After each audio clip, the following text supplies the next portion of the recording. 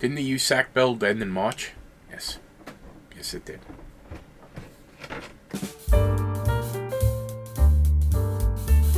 Hey, welcome back to Frank's Model Works. I'm Frank. Yep. USACC build, group build ended in March.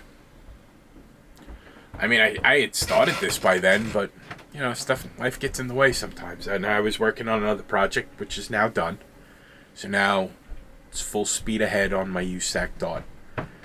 I'm gonna show you in this video. I'm gonna show you where I'm at with the dot, but I'm also gonna give you a couple of tips that along the way you might find useful in your builds.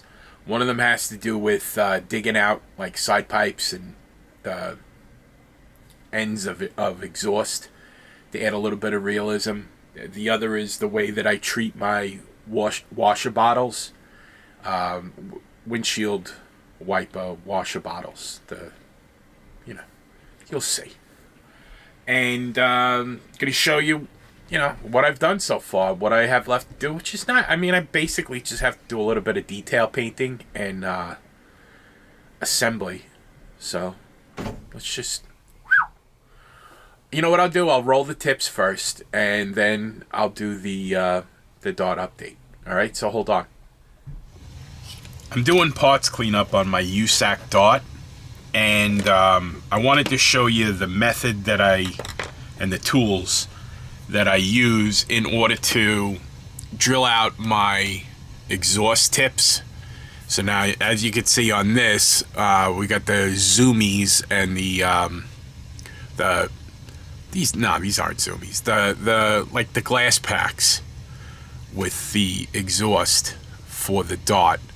And as you can see on this one, I've hollowed it out a little bit.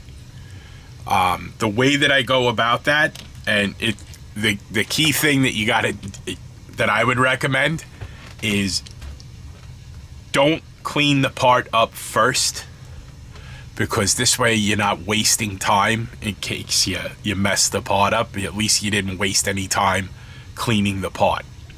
So I would recommend, like, this is. You notice I still have the nub on there from the sprue attachment point. The only thing maybe you might want to do is get the very end of the pipe that you're going to be hollowing out, because you're definitely going to be thinning the wall of the plastic. So do a little bit of seam cleanup closer to where you're going to be grinding out the material. Now, this is this is totally up to you. It's not necessarily a must do, but it does provide a little bit of depth and character to the build, a little bit more realism. So, I'll show you what I use. I use a burr bit on my Dremel, and they usually have these come in a set of an engraving set for your Dremel. I have it on the lowest setting. This is actually one of the larger ones that they get really, really small. So first thing that I do, and I gotta be careful, because the first plunge that you take is the most dangerous one. And this one is actually pretty good because it's already got a little bit of a divot. If what you're drilling out doesn't have any form of indentation, I mean, not for nothing, if you would have just put a little bit of a wash in there, or maybe even paint this, you'd be fine. But if you wanted to waller this out a little bit, like I said, I'm on the lowest setting of my Dremel. You're going to come in very carefully, and you're going to plunge it in. A little bit of, you see how that, so now it's actually grinding out. So you don't have to go deep.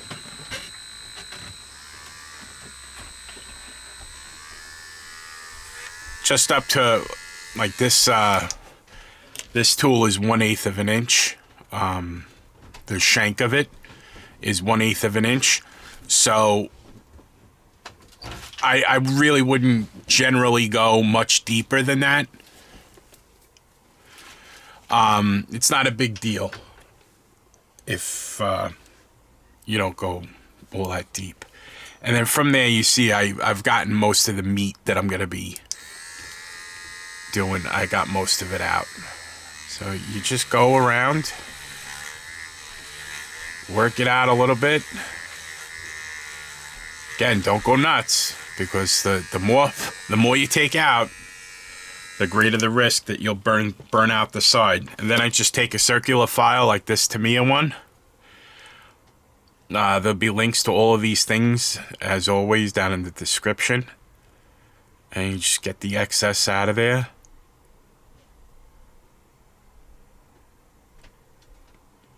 And this, be very careful, because your walls are much thinner. You run the risk of caving it in. But you just get like the little hairs, and then there is your drilled out exhaust tip. Okay? Moving on. Here's a little handy trick that I use for washer bottles. Sometimes, especially Revell, they'll put them on the clear tray. I've never seen a clear washer bottle. They're almost always, especially the plastic ones, they're almost always either white or like a yellowish white. You know like that kind of plastic I'm talking about? So what I generally will do is I'll paint the washer bottles white, and then I mask off so that I could paint with clear blue, to me a clear blue, over the white to replicate. I guess you could do clear orange. You could do any color, I guess. Rain-X is orange, so depends on whatever color you're going to be using for your washer fluid. But what I'll do is I'll mask off the top, and then paint the bottom with the clear paint and get the effect that way. This thing, I don't know if these things are still made. They're pretty useful. If they're anywhere, it's called an Infini Easy Cutting Mat. This type A, so this is just like parallel lines. 1 millimeter, 0.9 millimeters, 0.8 millimeters, 0.7, so on. And it's good for cutting off strips of masking tape so that you can mask off little tiny areas. So be on the lookout for them. If I'll look for them. If I can find them, I'll post a link, or I'll make a video about hard to find tools, or whatever the case may be. But if you come across one of these, grab it. It's good stuff. So for some reason, I have this quirk where if I'm building more of one type of car at the same type of car at the same time, each car will have to have a different level of washer fluid in it. That's just mainly because I'm a weirdo. It's a little quirk of your friend Frank.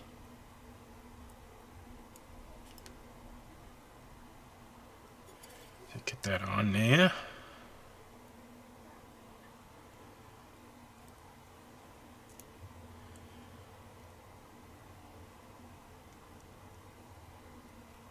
Pulling it off. Excellent.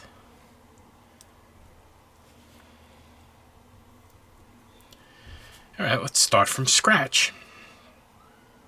But you get the idea. Let's make this one a little bit higher up so we could smash it on like that. And if you're really feeling froggy, you might want to test fit this in the engine compartment to see if it leans in any direction, and this way maybe you could weight the water as if the liquid as if it's leaning in a particular direction. I'm crazy. Make no mistake, I am out of my mind, but I'm not that crazy. No judgment if you are. That's cool.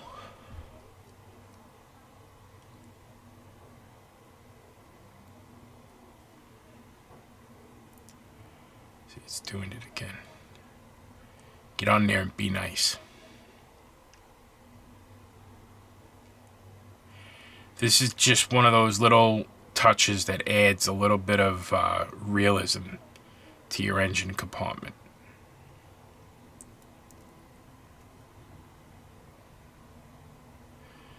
And people, believe it or not, they do notice it.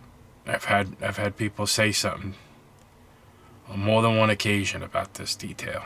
So a little something to put in your arsenal. So if you have good enough spray control, where you could even just spray from this direction towards it, this way you don't have to worry about getting it inside here.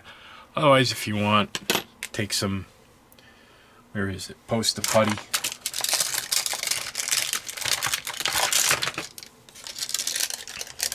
Take off a little piece of Poster Putty, blue tack, whatever it's called. You could stick that in there like that, just to mask it off, so you don't get any overspray in there. And then you paint this in whatever color you've decided your washer fluid's gonna be down at the bottom. And I guess at some point, because I'm masking this now, I'm not gonna necessarily spray it now because I'm done spraying for the night. But I'll show you what it looks like after it's done, or I'll show you on the finished model. All right? We're over at the spray booth now. We've already masked off the washer bottles, and we're going to be spraying the Tamiya Clear Blue on there. It's Tamiya X23. Focus. Come on. X23 Clear Blue. Thinned with Mr. Color Rapid Thinner. Very, very thin. Almost to the consistency of actual washer fluid. So we'll come in, and it's just a matter of building up not even opacity, because we're not trying to make this opaque. We're trying to make it look like as if it's a liquid. So it's just coming in. My operating pressure is, I think, about 7 psi on my airbrush. Let me just lay that in like that.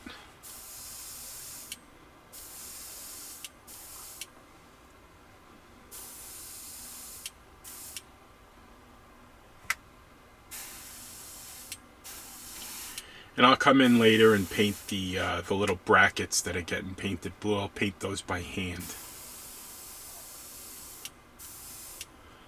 We want to make sure we get the right coverage.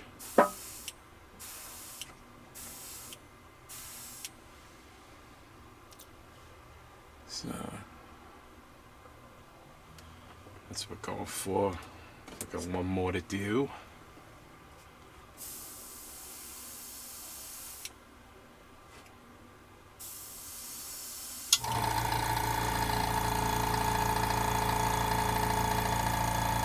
Whenever you're ready, Terrence.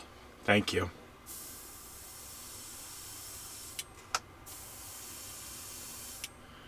It's been a while. It's been a while since you guys have heard me call the compressor by its name.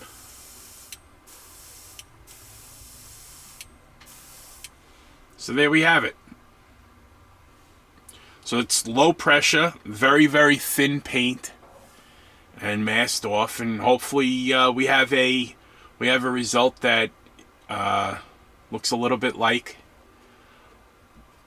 windshield washer fluid inside of a plastic container. Do we take the masking tape? No, we don't. We wait. We wait. We calm down, and we act like patient adults with our pinkies out. All right. So I'll meet you back over on the desk. These have had time sufficient to dry, so we'll remove the masking. And this was the one I did off camera. If you remember, I had slapped some Poster Putty in there. So that comes off. You see what we got there. So I'll go ahead and I'll paint that, the cap black, and these little brackets. I'll paint those white again with maybe a black fastener. I gotta look at a reference photo, see exactly how they're attached, but I like the effect better than just painting it light blue. It does seem to be a little bit more realistic, and I actually think it's a lot more realistic than leaving the clear styrene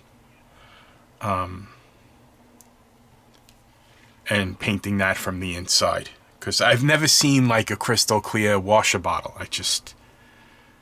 My experience has always been it's an semi-opaque plastic, and this is the one where they're probably gonna have to add some. Oh, look at that, we got some overspray. Oh no heavens. Let's see if we can get rid of that. I bet you we could get rid of that. Grab something, boy.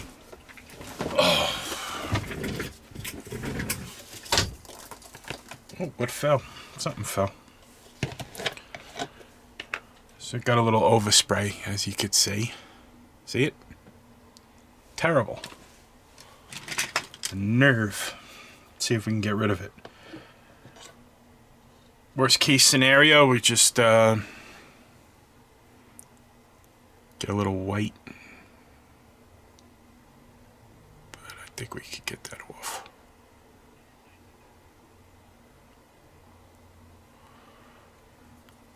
You don't want to, because this white is base coat, so you don't really want to mess with it too much with alcohol. Alcohol can affect lacquer and base coat and stuff like that.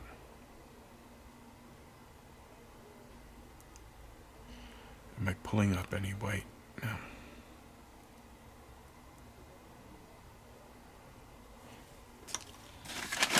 Where'd you go? Let's try these. Little cotton swab. Try that. Did I get any on there? Seems like I did.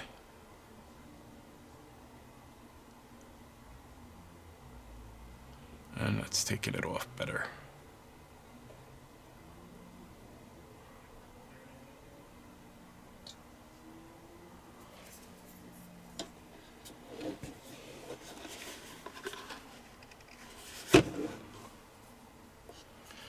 See these are the wheels for the chargers. I was just working on those.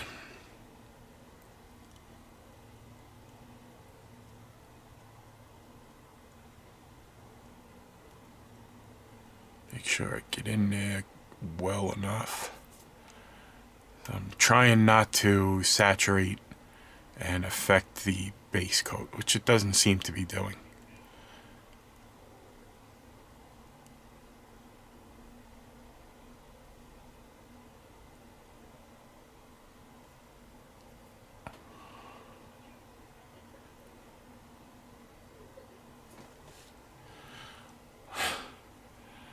And as is always the case, none of that was in focus. Story of my life. Whatever. I mean, I would go in here and just touch it up with white, but it's not worth it. I mean, not for nothing. You pour the washer fluid in there, you're gonna spill a little, maybe it stains. So that's my technique for doing it. This one's a little less. This one's slightly more opaque than this one, but the effect will be the same. Same parts. So this is for these are for the chargers, and this is for a dot that I'm working on. And there you go. Now we're gonna play the game. Is that in focus? I have to get I have a little screen that's like right there, but this camera is a 4K camera and the screen is not a 4K screen. So I'm gonna see if I could pick up. I mean, this thing was cheap. It was like 25 bucks. It used to work on my old camera. So there you have it, kids. That's my technique for replicating the washer fluid in the washer bottles that go in the engine compartments. A little bit of added realism. Alrighty? Hold on. So I went and got some white paint and I painted these little flanges white.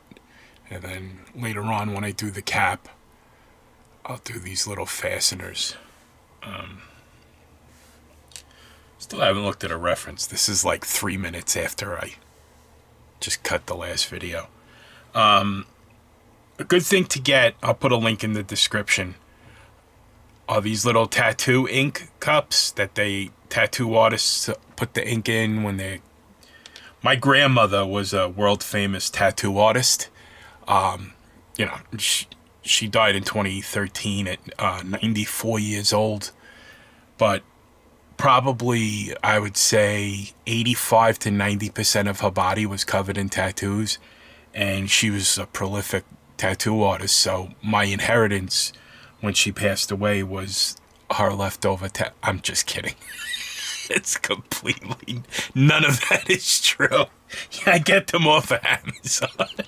They're like $1,000 for $9. But they're very useful for... Like, you put glue in them. You put super glue. This way you don't have to keep the cap off the super glue and risk knocking it over. And you dip an applicator into it. It's good for little things like this with little bits of acrylic paint.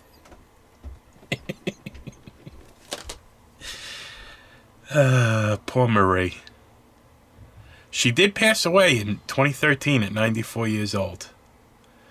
I hope we all get a run that long. It was a good run. She was born in 1918. She died the beginning of September. Her early years, she lived in Bedford-Stuyvesant, Brooklyn.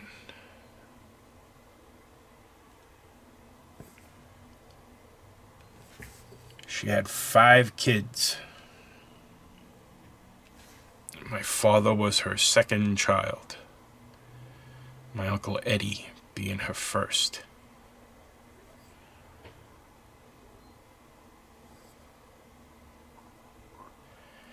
She actually passed away 2 weeks after my father passed away.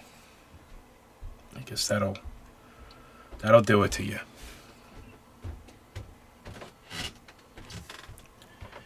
So you go in here with the... But not a tragedy, folks. I mean, 94 is a good run. I hope we all get 94. So you go in here and you paint it in there. Now, I like to paint, when I hand paint something, I like to use water-based acrylics. You could get the cheap stuff from the art supply stores, you know, that'll work fine. You know, you find your technique and figure out your technique, how best to deploy them. I tend to use Vallejo. They are good for brushing. You dilute them with water.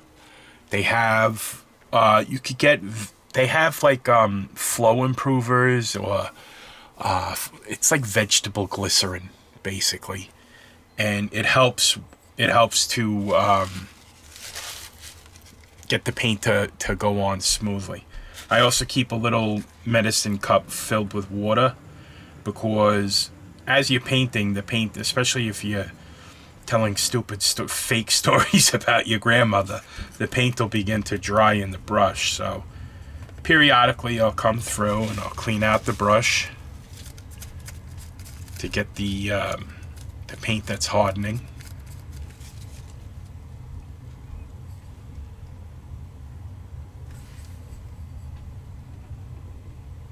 In the past, I used to paint these little flanges black, but I've never seen one that had the black flanges.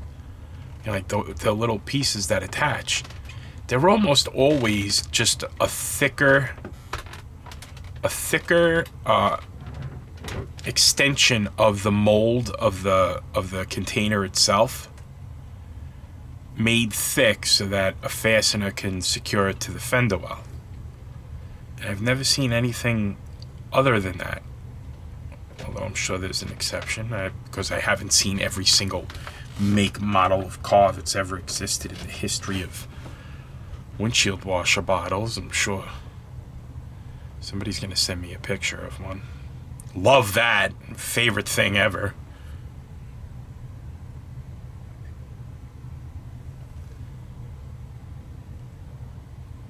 These are just the little details that I've noticed when I bring my stuff to a show and people stop and look, and they look at the engine compartment. They'll mention stuff like this, that they like seeing stuff like that. And I like bringing my stuff to a show so that people can enjoy themselves and check it out. So this was the one that had a little bit of overspray. Still, the only overspray, the only thing that's left is in the cap itself.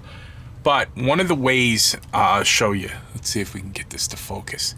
What I found helpful to try to reduce brush strokes with acrylic paint, and sometimes if you watch like figure painters, you'll see them do this. They'll dilute the paint and get it relatively thin, and they'll dab like that, and the dabbing will actually help. And what they'll do is, in areas, they'll push the paint into tighter areas.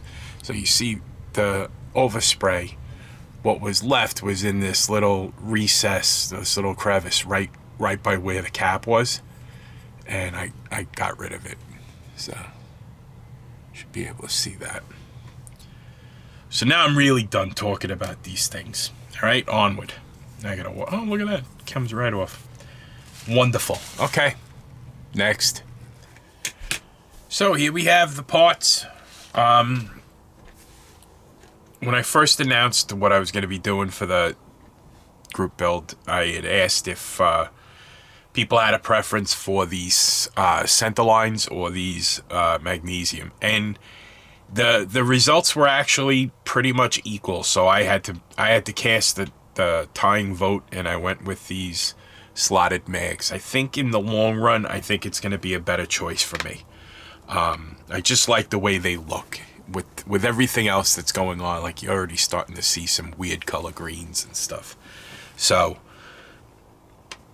I think these will inform well the weird color of greens that I'm going to be using throughout.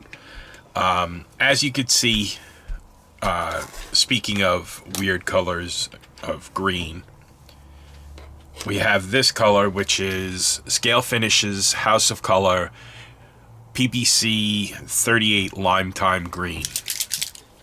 That's this green. That's going to be on the bottom of the dash pad itself, and the roll bars. This is actually F8 green from model MCW Automotive Finishes. These are going to be, I might throw a little wash in here and then give them a little coat of semi-matte. This would be like more of a stock seat. And what I'm going for is basically a street strip, kind of like a exhibition racer. This color is going to be on the inner fenders, the radiator shroud, and the firewall. And that is actually, oh, and this, the strike plate. That is this GaiaNotes number 040 primary metallic yellow. GaiaNotes is really cool paint that comes in really cool colors. The only problem is it is fairly hard to find.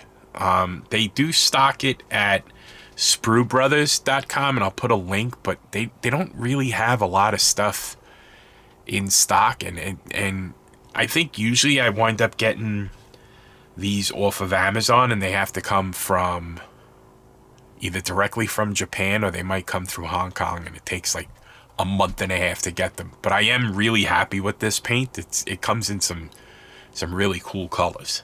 So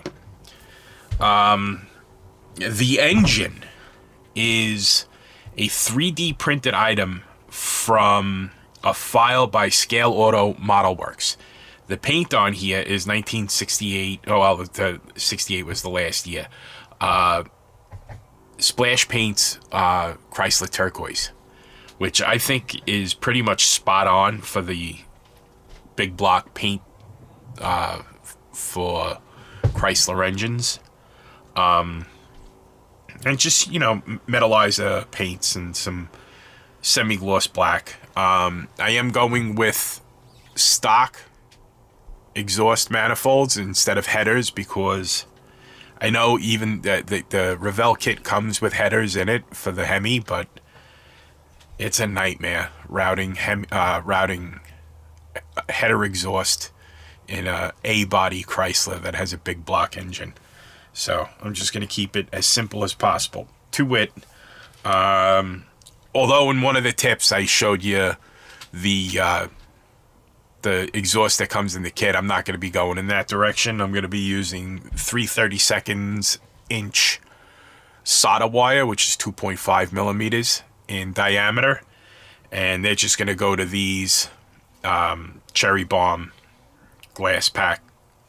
These were printed from and they're not painted yet, naturally. These were printed from a Scale Auto Model Works file. And you can see the lettering there, Cherry Bomb. So these will be painted up. I also have some exhaust tips that will go on to them. Basically, they're going to be dumping out not long after, probably right in this neighborhood here, which is a segue into what is sometimes a controversial choice for me. And yes, I know Mopars were dipped in primer, and then the only paint that would get onto the underbody would be whatever was fogged on during the body painting process, and that includes the subframes. I get it. I understand. I am a fan of this over-restored look.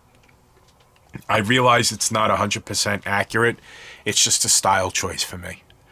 So, if you'll forgive me. I have two choices for air cleaners that are going to go on top, and I'm leaning more towards this gold one because it's going to match the valve covers. But the Lime Time one might be too much of a clash, honestly. And the whole thing is a clash. And it's kind of by design because I'm trying to, it's not necessarily a design choice. Like the engine itself is more about the power and the ability to deliver some horsepower to the ground. So I think I'm gonna wind up going with this one, the Edelbrock.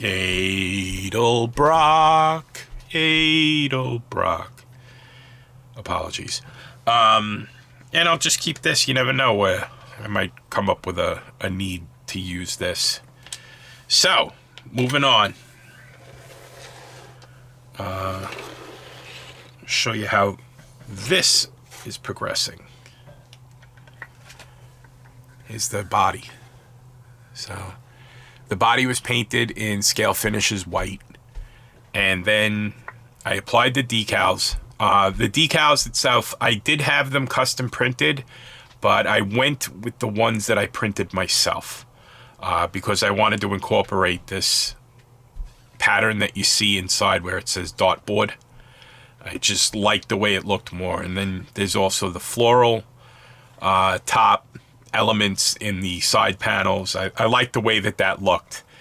You'll notice there's that metallic yellow color that's going to be prevalent in the engine compartment. I have the decals going over the top as a stripe. And in the paint, you'll notice that there's an interference green intermediate coat. Might not show up with this lighting, but we'll see. See what I mean? There's like a sparkle in the white. There you go. I haven't polished this yet. And then over the top is 2K clear. I don't know how much of a shine I'm going to be able to get out of this, and I don't want to be too aggressive with it because I don't want to burn through and into these decals because that would be a nightmare. But I do like the way that they came out, and I just used contingency decals from, you know, various sheets so that it, you know, it looks like something that you might see at a track. You know what I mean? So that's where I stand with that. And like I said, at this point, I just basically have to do some detail painting and then assembly. I do have to foil this. I do have, and I'm really happy to see this. I did come across a sheet of bare metal foil that's working very well for me. Very reminiscent of the pre-pandemic bare metal foil sheets. So hopefully the batch that I bought at NNL East a couple of years ago, because that it is from that batch, hopefully I got several more decent sheets of bare metal foil. So that will go on. I'm not going to put anything around the wheel wells, but I am going to just get around the windows. So that's where that stands, and you'll probably be seeing significant progress on this within the next couple of weeks or so. Alrighty, I'm going to put you back up on the tripod and we'll talk some more. Hold on. I realize that my styling choices aren't going to be everybody's cup of tea, but there is a method to the madness. I chose the lime time green because it complements the green that's in the floral top pattern, and believe it or not, the turquoise of the engine is also kind of represented within the floral top pattern, and you'll see that in the final result. The gold is supposed to be a counterpoint to the inner fenders and the firewall and the radiator shroud. It's just a different, like, metallic yellow versus a gold, that kind of thing. I was trying to, like, bounce colors off of each other, which is why I didn't, with the seats, I painted them a stock color so that they would be a counterpoint to the lime time. I don't know if I'm, like, executing it well, but I think in the end, let's wait and see what the finished product and see how it pans out. So with that in mind, I hope to have some serious progress on this within the next couple of weeks. Next week is, I'm recording this on April 19th, so this time next week it's 8 o'clock at night. I'll be coming home from NNL East. Hopefully I'll be seeing a lot of you folks there. So I hope to have significant progress within the next couple of weeks on this. And once that happens, I'll keep you updated. I'll probably just finish it and then do a finale. Production schedules have gone out the window, but we're still working. We're getting stuff done. It's pretty much the same story with the other two charges from the body finishing tutorial series. They're all foiled and, you know, chromed and whatever. All that stuff's done. The parts are painted. Same thing, detail painting and assembly. Maybe I'll do an update on that within the next couple of days. Keep you up to date on how that's going. But until I have more to tell you, as always, I got Frizzo's back. I appreciate your support. And until we speak again, my friends, take care of yourselves and be well.